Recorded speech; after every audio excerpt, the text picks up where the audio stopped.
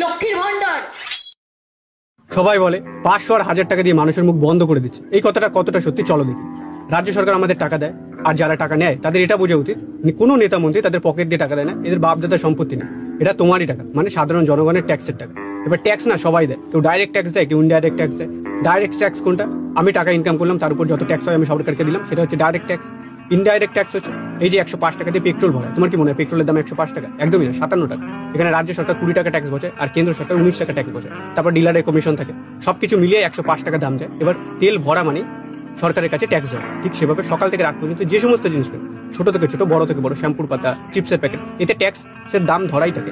আমরা এই সমস্ত জিনিস কিনি, তো সরকারের ভান্ডে এই ট্যাক্সের টাকা জমা হয়।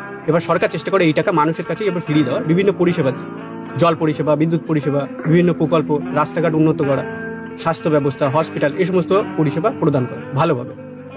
এবার এখানে তোমায় কেউ বলে দেয়নি যে সরকারের থেকে তুমি এইসব সুবিধা পাবে, তার কোনো ভুল হলে তুমি কিছু বলবে না। মানে সরকার 500-1000 টাকা দিচ্ছে, খুব ভালো কথা, তুমি নিচ্ছ, আরো ভালো কথা, কিন্তু সেই সরকারের ভুল হলে তুমি বলো।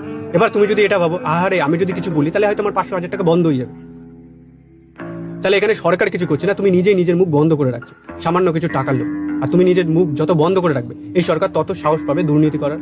তাই গাফিলতি দেখলে শুধু আঙুল না, তার কানটাও টেনে ধরো, তাহলেই গোড়া থেকে সমস্ত কিছু বন্ধ হওয়া সম্ভব।